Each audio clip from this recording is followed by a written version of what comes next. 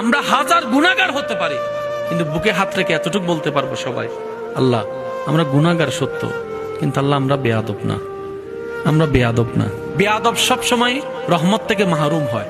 যতই গুনাহ করি আমরা স্বীকার করি আমাদের পাপের সীমাটা হয়তো সীমানাটাও পাড়িয়ে গিয়েছে। হতে পারে আমাদের পাপ রাশি পাহাড়কেও ছাড়িয়ে গিয়েছে, কিন্তু আমাদের মনে বড় আশা, মনের স্বপ্নটা বড়, আশাটা বড়, কারণ আমরা রহমান রহিমের বান্দা। সুবহানাল্লাহ। আমাদের একজন রব, যিনি রহমানও, যিনি রহিমও, যিনি গফফারও।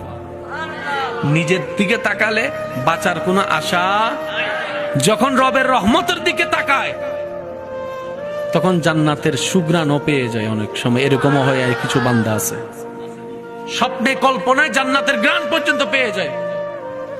আমি না মাপ পাওয়ার যোগ্য নই, কিন্তু আমার রব চাইলে তো সেকেন্ডের আগেও মাফ করে দিতে পারে। তাহলে একদিকে আমাদের রব রব্বুল আলামিন, অন্যদিকে আমাদের নবী, নবী রাহমাতুল লিল আলামিন। পাওয়ার আশার চান্সেস আমাদের বেশি। এবার বান্দা গুনাহগার যারা আছে আমরা, আমাদের একটা প্লাস পয়েন্ট হচ্ছে যে আমরা গুনাহগার সত্য, কিন্তু আমরা বেয়াদব নই। বেয়াদব আর গুনাহগার আসমান জমিনের পার্থক্য। গুনাহগার আর মাফ আছে।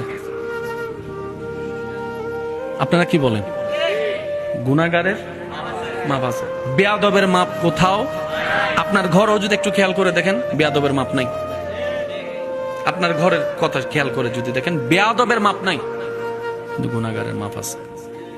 আমরা হাজার গুনাহগার হতে পারি, কিন্তু বুকে হাত রেখে এতটুকু বলতে পারবো সবাই, আল্লাহ আমরা গুনাহগার সত্য, কিন্তু আল্লাহ আমরা বেয়াদব না, আমরা বেয়াদব না, আমরা বেয়াদব না।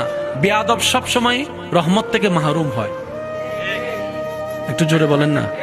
ইসলাম এমন একটা ধর্ম, পৃথিবীতে সিস্টেম হচ্ছে অপরাধীদেরকে সবাই খুঁজতে থাকে সাজা দেওয়ার জন্য, কিন্তু রব্বুল আলামিন অপরাধীদেরকে ডাকতে থাকে শুধু ক্ষমা করে দেওয়ার জন্য। সুবহানাল্লাহ।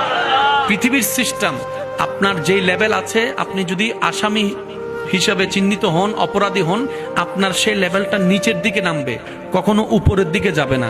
যে কোনো প্রফেশন আপনি যদি ধরেন, ভুল যদি ধরা খায়, অপরাধ যদি ধরা খায়, আপনার পজিশন নিচের দিকে নামবে, উপরের দিকে যাবে না। কিন্তু নবী রাহমাতুল লিল আলামিনের উম্মত হওয়ার কারণে আপনার আমার নসিবকে আল্লাহ এমন ভাবে চমকাই দিয়েছেন, পৃথিবীর আসামিদের কোথাও জায়গায় নাই। কিন্তু নবী বলে, শুনে রাখো, আত্তাইবু হাবিবুল্লাহ, হাজার গুনাহ করার পরও রবের দরবারে যে মাথা ঝুঁকিয়ে অন্তর থেকে তওবা করবে, আমি নবী মুস্তাফা ফরমান দিয়ে দিলাম, তওবাকারী আল্লাহর প্রিয় হয়ে যায়। সুবহানাল্লাহ। আমরা যেন তওবার সাথে বন্ধুত্ব রাখতে পারি, আল্লাহ তৌফিক দান করুন।